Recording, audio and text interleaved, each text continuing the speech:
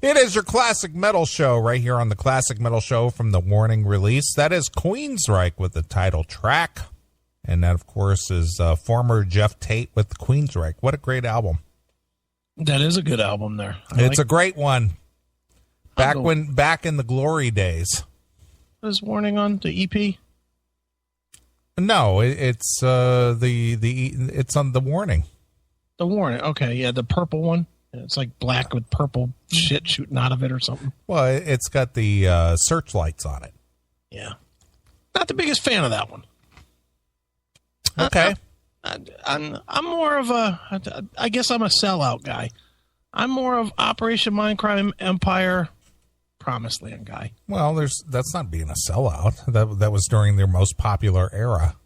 Yeah. I mean, the old stuff's okay. I like Rage for Order probably a little more than the other stuff. Okay, fair enough. What I listen to the most, and I love Queensryche, don't get me wrong. I do love Queensryche. I'm sure you're from like Operation Mindcrime Empire and Promised Land. Yeah. And the thing I listen to all the time, and I still listen to it, it's my first choice when I'm looking for Queensryche, Operation Live Crime. Sure. From the box set. Right. That shit was the bomb.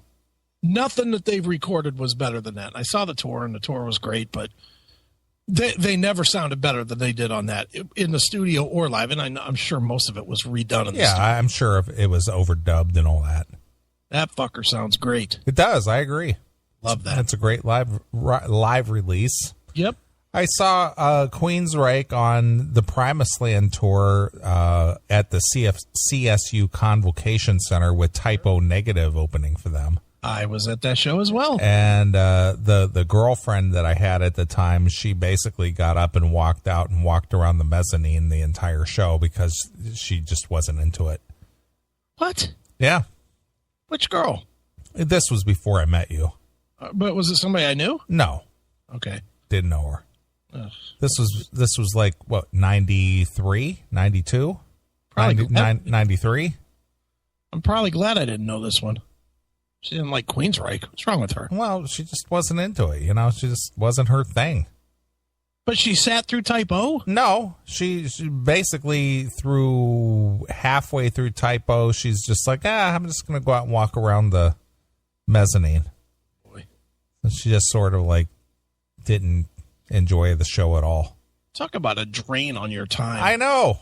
Trust me. I have taken I have taken the attitude that I am not taking chicks to events anymore. Mm-hmm. It's not happening. Every time I take a chick to an event, it's a disaster. Well, you did all right at the Metal Church show. I did, but that's a little bit different. And you knew ahead of time that she's a huge fan. Right, of course. But if she was just a casual fan, if she's just like, yeah, I like the songs you play on the show, I'd been like, nah, stay home. I have taken various women over the years to various events to where they either got to see the show or they got to actually hang out and meet a lot of the people. Yeah. And it's always turned out bad.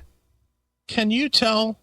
And I'm gonna reference it. And if you don't know what I'm talking about, tell me and I'll say it in this thing because I want to know if you'll tell the story or not. Okay.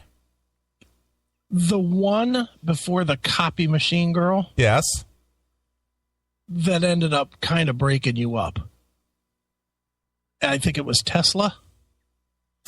Yeah, well, yeah, exactly. Can you tell that story or no? No, I can tell the story. Because that's out of control. Well, here's the thing. Yeah. I was running around with this gal. Mm-hmm. And again, from the very, very beginning, from the onset. Right. I made it very, very, very clear. Right. That we were just going to go out and run around and have some fun. Yeah. Total friends with the benefit here. That's it. And yep. I told her straight up, I said, if this doesn't work for you or if this isn't what, you have in mind, right? No hard feelings one way or the other. Mm-hmm. Whatever. Right. Oh, no, I just want to have a good time. I want to have fun. Yeah, okay. So anyway, we did run around a little bit. Mm-hmm. Took her to Milwaukee. Right. And Dokken, Jackal, I think Warrant. This was I think it was the Wisconsin State Fair or something like that. I would just like to, I'm going to just interject here for 1 second. Before you, she wasn't into any of this. None of it. She was not into this music. Knew nothing about any of it. Right. Okay. Because that's important to the story. Yeah. She was not a fan of any of this 80s style music. Didn't know anything about the bands. Knew nothing about the artist. Nothing. What was she into? Classic rock girl. She was a little older than me. So I was in my no. She was into the, Journey, Leonard Skinner, right. AC/DC, that stuff. Lawrence Welk. No, not that old. Come on. She was a 70s rock girl. I thought you were going to say she was 70 years old. No. No, I was in my early 40s. Right. And she was close to 50. Right. So she had about 8 years on me. Okay. Right? Mm-hmm. So she was a 70s chick. Mm-hmm. She knew the 70s bands. Eagles. Yeah, exactly. Speaker and yeah. Yeah, the 70s classic rock bands. She wasn't really into the 80s stuff. She came alive with Frampton. I get it. Yeah, more or less, yeah. Yeah. Okay. So because of my association with a lot of these bands through the CMS. Right. And she was just like, yeah, that sounds like a lot of fun. I'm down for that, whatever. Right. I was just like, cool. Okay, well, we'll go do this. We'll run around. We'll go meet some bands. We'll hang out. We'll have some fun. And that was it, Right. And it wasn't like, this wasn't like, let's go to dinner type thing. Let's go do romantic things. Not at all. This was not one of those situations. Absolutely This not. was like, hey, so-and-so's coming to town, or hey, you want to go do this? Mm-hmm. It was more of an event type thing. Right. And if you're available, cool. If you want to go, great. If not, fine. It's just like, it's fun to have somebody to go places and do things with if they're into it. Sure. Well, as with a lot of women who I've had associations with, they always get caught up in the moment. Right. And so just to make it clear where this stood, mm-hmm. this one in particular, she decided, well, somehow they're going to woo you with their female ways, I guess. Right. So she went and got photos taken of her kind of scantily clad with like a guitar. Right. And things like this, and then had the photos framed. Right. And then gave it to me as a gift. And you get this, and it's just like, oh, that's nice. That's you with a guitar. Yeah, you're like in a scantily clad bodysuit or something, and you're like with a guitar covering up your most intimate of areas. Wow, that's great. That's something. Yeah. And you don't know what to say about that, because it's just like, why are you giving this to me? I'm not, So anyway, you just sort of like, oh, what am I going to do with this now? I remember, before you get to what you did with this, I remember you called me that day. Uh-huh. And you were like, you didn't know what to do. Yes. And you literally said to me, you go, what do I fucking say to her? Yeah. Well, what do you do with that? I mean, because of course there's this emotional feelings involved. Like if you don't react to it in a very positive manner, right, you're some kind of an asshole now.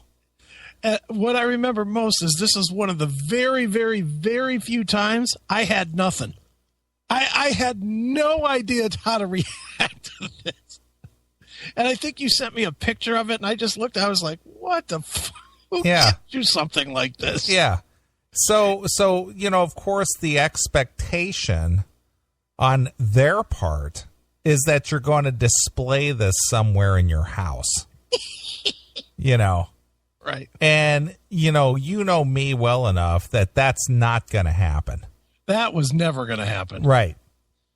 So you sort of try to graciously accept it and go, oh, that's nice. Well, see that picture right there? Nathan's got it.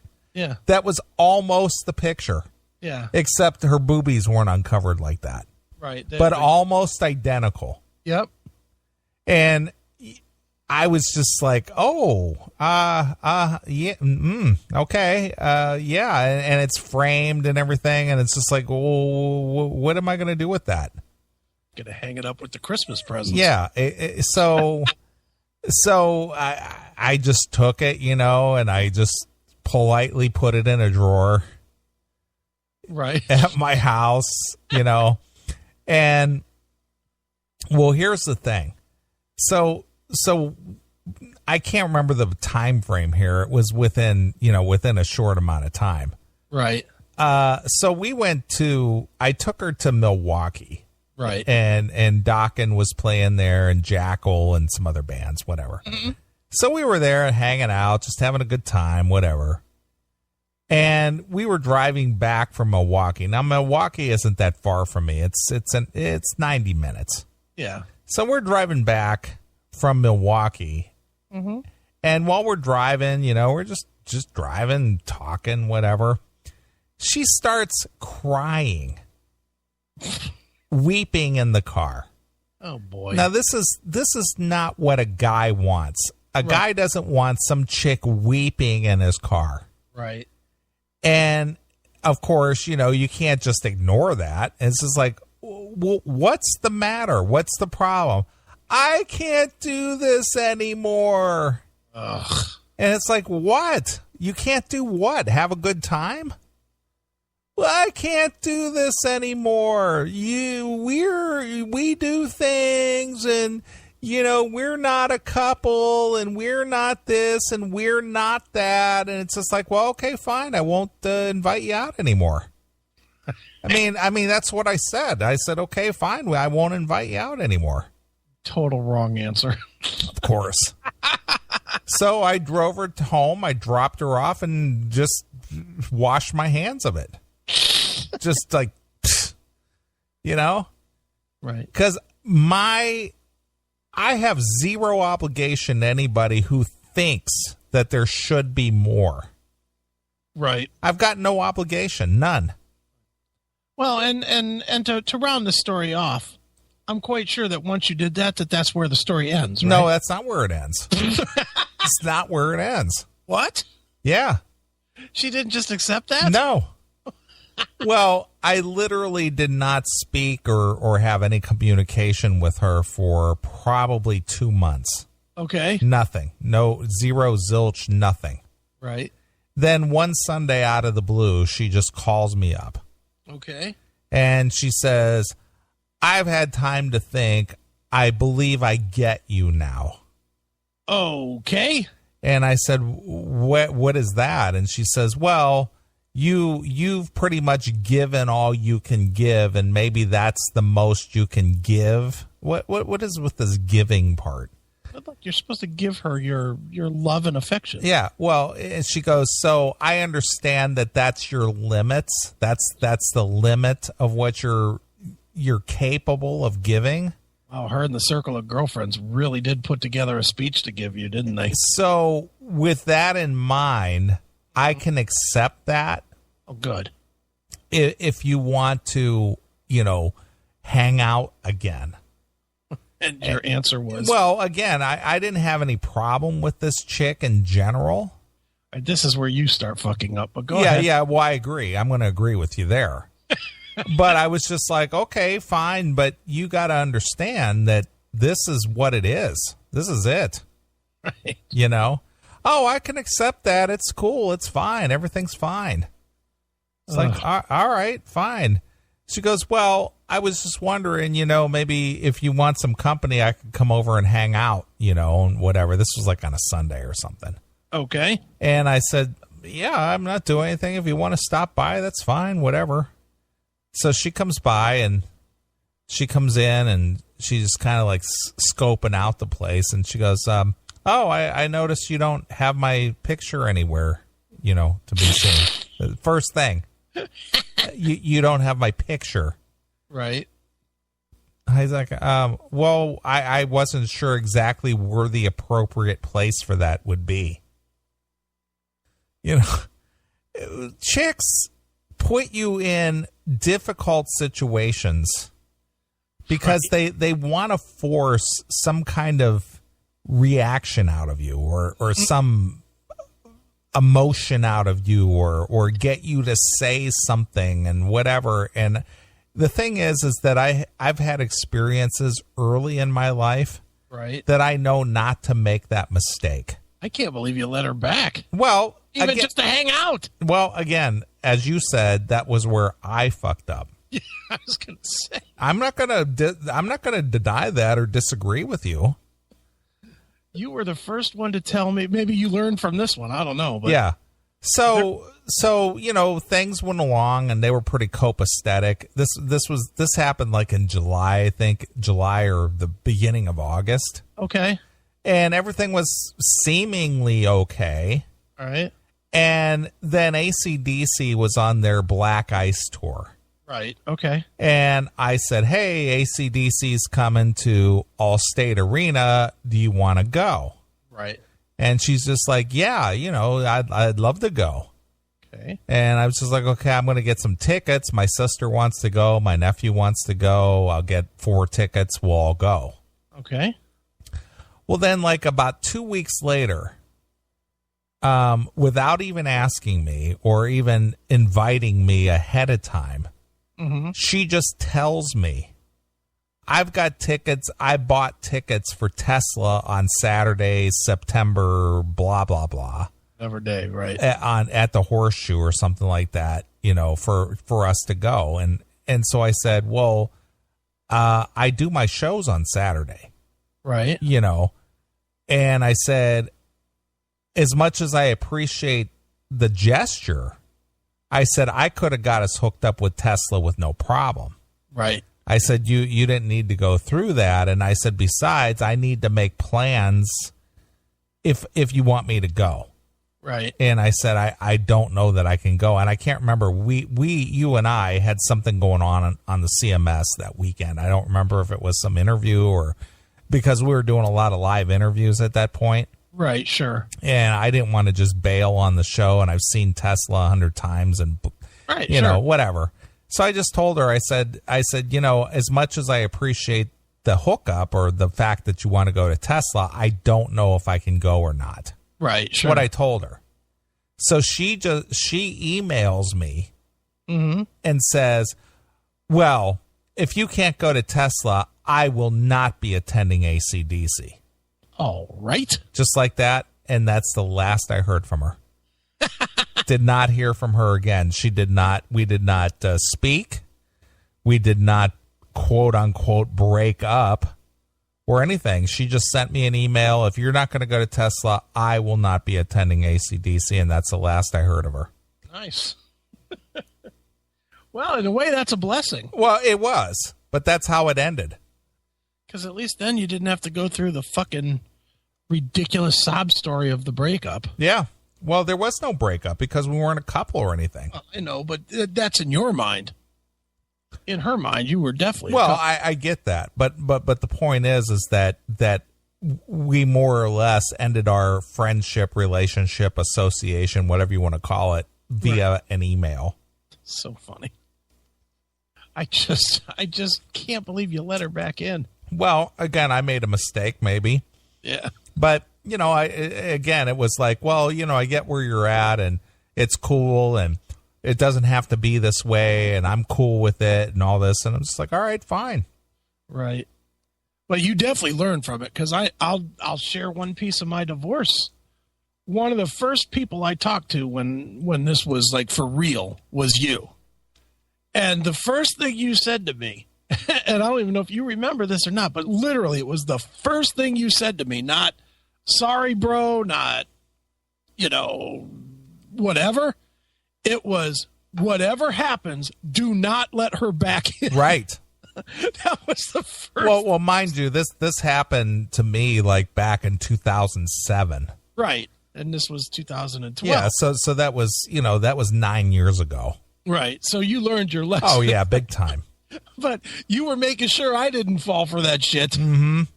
Your first thing you said was, whatever you do not let her back in. Right. And needless to say, this chick also embarrassed me, and I've got so many stories of chicks embarrassing me with their stupid antics. Right. This is the same girl that nailed Dawn against a wall with a table. Do you remember that story? Dawn was signing autographs, and this chick got so lit up, and she was trying to be funny and everything, and she nailed Dawn against the wall with a table. She shoved the table right into his chest where he was signing autographs. I wish I could have been there for that. And he looked at me. I mean, Dawn and I have been friends a lot of years. Right. But boy, he shot me a look, and he says, "Wendell, you need to get your chick under control." Did you leave? Huh? Did you leave? No, it's just like, it's just like, oh, holy shit. Then I had another chick incident where I took her and hung out with Dawn, and she got into a balls out argument with him. I remember that. That was like horrendous. And this same chick got in a big argument with Nader. Nader. Nader. How do you get an argument with Nader? Well, Nader has this tattoo on his arm. Yeah. Of a chick. Right. And it was like one of his chicks or something from, years gone by. Sure. And so she got a little lit up and somehow was talking about tattoos and stuff, and he had this picture of this girl, this portrait of this chick on his shoulder. Right. And she's like, "Oh, that's an interesting tattoo. What's that about?" And he goes, "Oh, that was a girl that I was, involved with or something or another." And she goes, "Well, what happened to her? Were you out there fucking some other chick on the road or something?" And then it got into this whole heated, you guys are dogs and you're pieces of shit and you're out there fucking every chick that moves, and you put a tattoo of some girl on your arm, but you're probably banging some other chick somewhere along the way. And I mean, it just got really just heated. And Nader was pissed. Oh yeah. Nader's such a fucking low key guy. I can't even fathom that.